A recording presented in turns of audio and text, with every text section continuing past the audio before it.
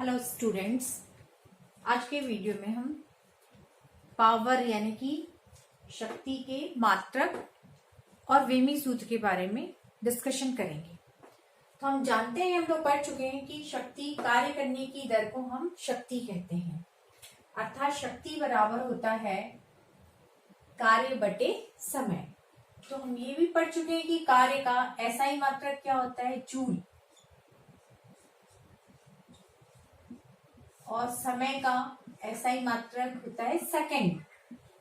और इस प्रकार से यदि कार्य 1 जूल हो, समय 1 सेकंड हो, 1 सेकंड में मशीन द्वारा किया गया कार्य 1 जूल है, तब उस मशीन की शक्ति को हम 1 वाट कहते हैं।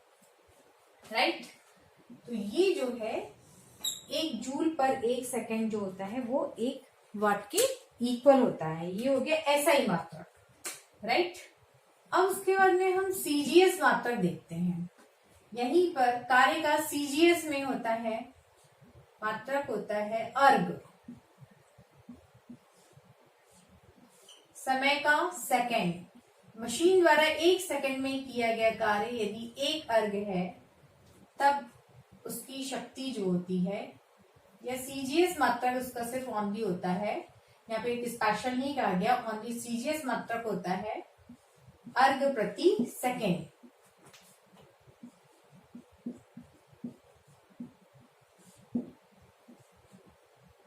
ये हो गया शक्ति का एसआई मात्रक हो गया जूल पर सेकेंड, जिसको वाट कहा जाता है, और सीजीएस मात्रक हो गया अर्ग प्रति सेकेंड। यदि इनमें हमको संबंध स्थापित करना है, तो हम इसमें संबंध भी स्थापित कर सकते हैं, यानी 1 जूल को हम अर्ग में डिफाइन कर सकते हैं। यदि इसी के आगे हमको लिखना है कि 1 वाट और सीजीएस के मात्रक में क्या संबंध है। ओके, एसआई मात्रक और सीजीएस मात्रक में क्या संबंध है, तो हम इसको इस टाइप से निकाल सकते हैं, एसआई व सीजीएस मात्रक में संबंध। ये कोई ज्यादा इम्पोर्टेंट नहीं है, बट लेकिन यहाँ पे ये तो इम्पोर्टेंट है कि पहली बात तो 1 जूल में कितने अर्ग होते हैं, ये इम्पोर्टेंट है, ये याद रखें। ऑब्जेक्टिव के हिसाब से 1 जूल में होते हैं 7 की पावर 10 to the power 7 अर्ग। ये कार्य के मात्रक में संबंध है। ये कार्य का मात्रक क्या होता है, एसआई मात्रक क्या होता है कार्य का, जूल, और सीजीएस मात्रक क्या होता है, अर्ग। ये कार्य के मात्रक में संबंध है, कार्य के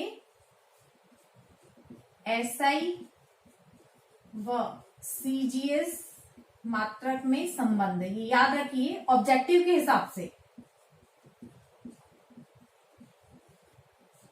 ये ऑब्जेक्टिव के हिसाब से याद रखिए कि 1 जूल में 10 to the power 7 अर्ग होता है। कार्य का एसआई मात्रक जूल और सीजीएस मात्रक क्या है, अर्ग। अब शक्ति में, शक्ति के लिए एसआई मात्रक क्या है, वाट, सीजीएस मात्रक क्या है, अर्ग प्रति सेकंड। यदि कहा जाए कि वाट को सीजीएस मात्रक या अर्ग प्रति सेकंड के रूप में लिखिए, तो हम इसको यहां पर लिख सकते हैं। एक संबंध ये भी बना सकते हैं, 1 वाट बराबर है हमारे पास में 1 जूल प्रति 1 सेकंड। अब जूल को आप सीजीएस मात्रक में क्या लिख सकते हैं, 10 to the power 7 अर्ग प्रति सेकंड।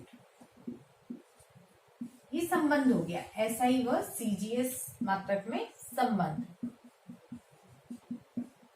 एसआई व सीजीएस मात्रक में संबंध। ये किसके लिए हो गया, शक्ति के लिए, शक्ति पावर के लिए।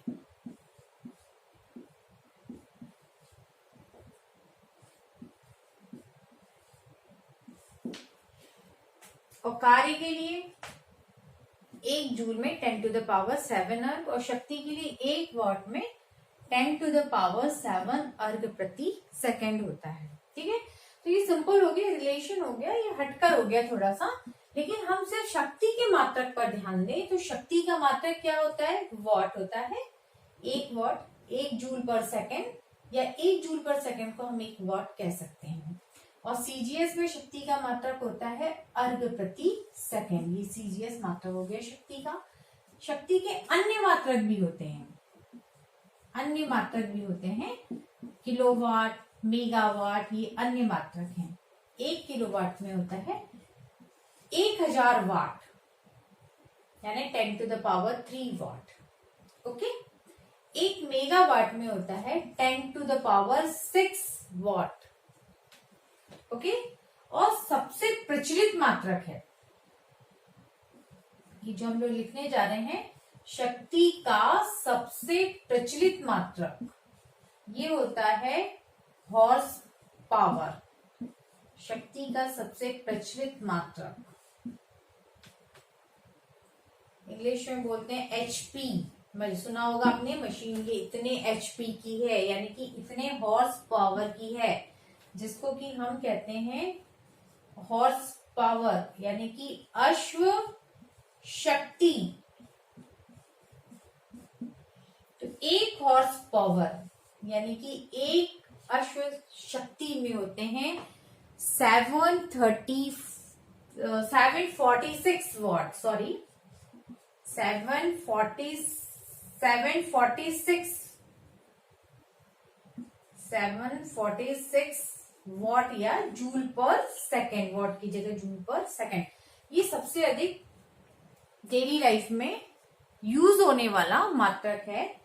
एक अश्व, जनरली ऑब्जेक्टिव में पूछा भी जा सकता है कि एक अश्व शक्ति में कितने वॉट होते हैं, तो एक अश्व शक्ति में 746 वॉट या 746, यहाँ पे आप लिख सकते हैं जूल पर सेकेंड,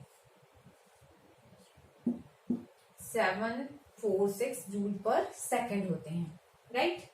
अब यहाँ पर यदि हम संबंध बनाना चाहें किलोवाट, वॉट और अश्व शक्ति में, तो 1 किलोवाट में 10 to the power 3 वॉट होते हैं, यानी 1000 वाट होते हैं, और 1.34 अश्व शक्ति, राइट।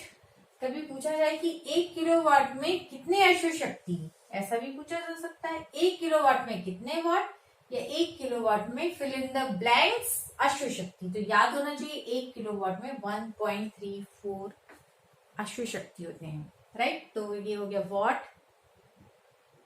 यानी जूल पर सेकेंड, सीजीएस में अर्घ पर सेकेंड, किलोवाट में 10 to the power 3 what, 1 megawatt में 10 to the power 6 वॉट, और सबसे प्रचलित मात्रक अश्व शक्ति 746 वॉट होते हैं। इसको बहुत अच्छे तरीके से याद रख लीजिए। अब यहाँ पे एक अदर चीज सीखी है कि हमने ये रिलेशन, ये याद रखिए, कार्य के लिए है एसआई और सीजीएस मात्रक में संबंध, ये शक्ति के लिए सीजीएस और एसआई मात्रक में संबंध। इसको आप नोट कर लीजिए पॉज करके। अब हम शक्ति का यानी पावर का विमी सूत्र यानी डायमेंशन फॉर्मूला सीखते हैं। हम जानते हैं शक्ति बराबर होता है कार्य बटे समय, और कार्य का विमी सूत्र निकाल लीजिए, यहाँ पर रख दीजिए, समय का निकाल लीजिए। अब कार्य बराबर 11th क्लास के हिसाब से आप लोग याद करिए, बिल्कुल अच्छे से याद होना चाहिए। कार्य बराबर क्या होता है, बल गुणित बल की दिशा में विस्थापन। एक्चुअल फॉर्मूला क्या है इसका, कार्य का बल गुणित बल की दिशा में विस्थापन। मैं पूरा नहीं लिख रही हूँ, लेकिन आप लोग याद रखें, लिख भी लिए। कार्य बराबर बल गुणित बल की दिशा में विस्थापन। इससे ही, इस फॉर्मूले से ही सूत्र बनता है एफ एस कॉस थीटा, जो हमने कल सीखा था। ओके, अब यहाँ पे बल, बल का सूत्र क्या होता है, न्यूटन के द्वितीय नियम से बल बराबर होता है द्रव्यमान गुणित त्वरण। बल बराबर क्या होता है, द्रव्यमान गुणित त्वरण। ये हो गया विस्थापन, राइट। अब त्वरण का तो हम लोग प्रैक्टिस करते करते याद हो गया है। त्वरण का विमी सूत्र क्या होता है, LT-1, सॉरी LT-2, चाहे तो आप इसका भी निकाल सकते हैं जिसको नहीं मालूम है। द्रव्यमान का विमी सूत्र क्या हो गया, m हो गया। त्वरण का जिसको नहीं आता है वो देख ले एक बार फिर से। त्वरण बराबर क्या होता है, वेग में परिवर्तन बटे समयांतर। वेग में परिवर्तन बटे समयांतर। और वेग बराबर क्या होता है, वेग बराबर क्या होता है यहाँ पर, विस्थापन बटे समयांतर। वेग बराबर होता है विस्थापन बटे समयांतर, और समयांतर यहाँ पे ये समयांतर है, वेग का हो गया विस्थापन बटे समयांतर, तो यहाँ पर समयांतर की पावर हो गई 2, वेग का विस्थापन बटे समयांतर, और ये समयांतर नीचे, तो इसकी पावर होगी 2। अब विस्थापन एक प्रकार की क्या है, लंबाई, दूरी है। विस्थापन एक निश्चित दिशा में तय की गई दूरी है विस्थापन। तो यहाँ पर एक प्रकार की लंबाई है, इसलिए इसकी वीमा क्या हो जाएगी, एल, समय की टी, तो इस यहाँ पे टी की पावर कितनी हो गई, 2 हो गई। इस प्रकार से त्वरण का विमी सूत्र हो गया एल टी -2, जो कि आपको डायरेक्ट याद होना चाहिए। तो इस प्रकार से कार्य बराबर हमने क्या लिखा, बल गुणित विस्थापन, बल बराबर द्रव्यमान गुणित त्वरण गुणित विस्थापन। द्रव्यमान की विमा है m, त्वरण की है LT-2 और विस्थापन की फिर से L। और इस प्रकार से फाइनल कार्य का विमी सूत्र हो गया, m की विमा होगी, m की डायमेंशन होगी 1, L की होगी 1 + 1 2 एंड T की होगी -2। और इस प्रकार से डायमेंशन फॉर्मूला कार्य का यदि आता है तो ये बन गया आपका। अब यहाँ शक्ति में कार्य बटे समय, कार्य का लिख दीजिए, m, L की विमा 2, T की होगी -2 और नीचे यहाँ टाइम की फिर से T हो गई। और इस प्रकार से इसको सॉल्व करके हम लिखते हैं, ये हो गया m, L की विमा होगी 2, T की ऊपर गया तो ये होगी T की डायमेंशन या विमा होगी -3। इस प्रकार से ये हो गया आपका विमी सूत्र शक्ति का, m की डायमेंशन 1, L की डायमेंशन 2 एंड T की डायमेंशन होगी -3। Okay, that's all. ये डायमेंशन फॉर्मूला अच्छे से आप इसको निकालना सीख लीजिए। ओके।